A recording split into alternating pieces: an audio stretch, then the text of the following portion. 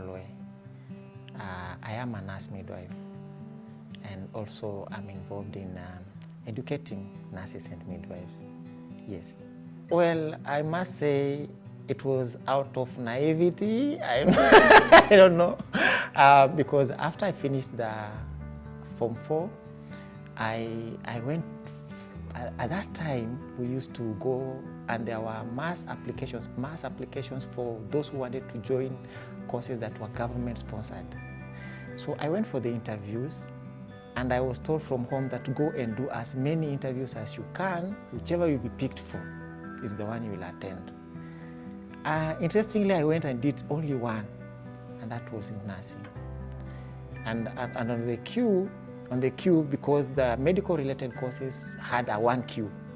So on the queue, whoever was looking at the certificates and qualifying us or allowing us to pass, looked at my certificate, and she asked me, which course are you going for?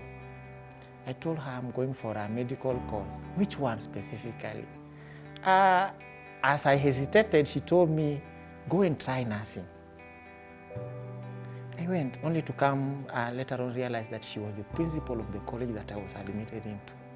Yeah, so that is how I ended up in nursing. Yeah, it should be after I joined. Yes, I must say it wasn't it was a coincidence that was quite positive. Yeah.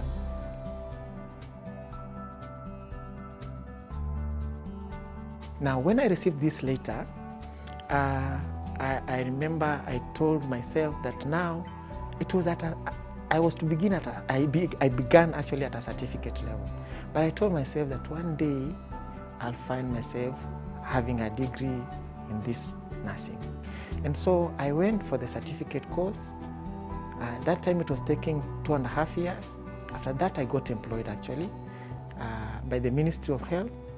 I was posted somewhere in the arid areas, but after a short while I came back from there and found myself within an environment where I could pursue a diploma. So I enrolled for the diploma. I did the diploma and finished.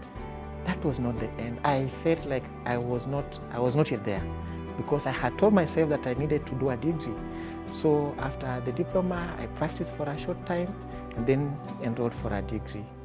Then after the degree, again, I found myself not satisfied, not satiated.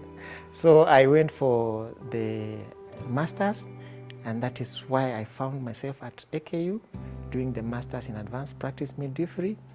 I'm happy about it. But then I wouldn't want it to end there, because I want a title to be added to my name. At master's, there's no doctor, there's no mister, there's no professor. I would want a title to be added to my name. So I must say that after this program, I will go to the next level, God willing. I want to describe my typical day in two dynamics: when it is a working day, and when it's not a working day. Yeah, my week on a working day, as it begins on a Monday, I have to wake up early. I wake up at a few minutes to 5, like 4:45. I have to do a family devotion. I know God has brought me where I am, so I recognize that, and each day I surrender before His will before I begin the day by doing that devotion.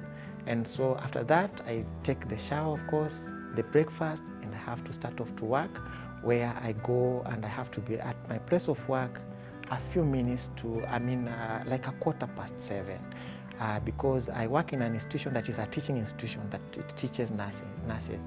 And we have different cohorts. There's the cohort that has to go to the clinical area.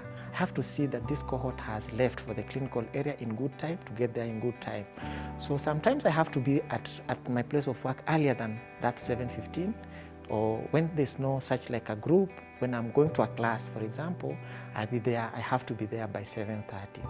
On this day, when I'm going to class, I have, of course, to have prepared myself with my teaching notes and prepared whatever is required to enter into a class. And so when that time comes, I go to class, have my lectures, I deliver my lectures. If there's a practical, I have to do it.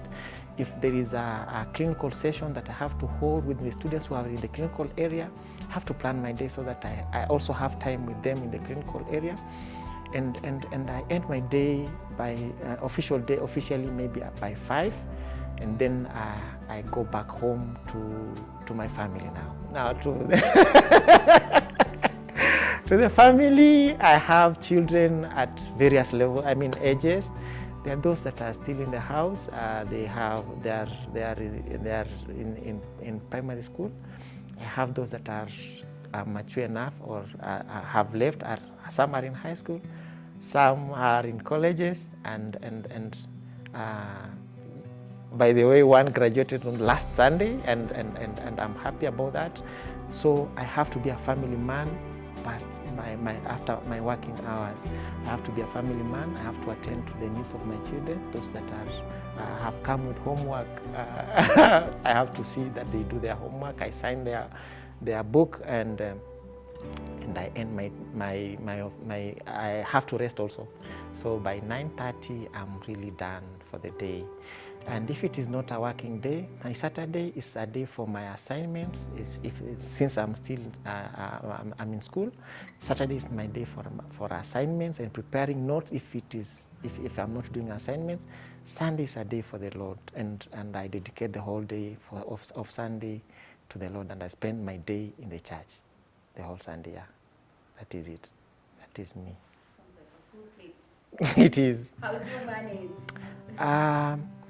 It is about realizing who you are and planning yourself, because you have to fit in all those, you have to satisfy all those needs, and obligations have to be met. If you are a father, you have to be a father. My children know me as their father. My wife knows me as her husband. My teacher knows me as a student. My employer knows me as their employee. My students know me as their teacher. And my fellow congregants in the church know me as a fellow congregant and at the leadership position for that matter. So whatever they expect of this leader must be fulfilled, and that obligation has to be fulfilled. So it's about balancing your time and programming yourself well so that you meet all these obligations without leaving a lack. And my mother, of course, knows me as their son. So I have to call her every so often and update her on how I'm faring on, lest she get worried.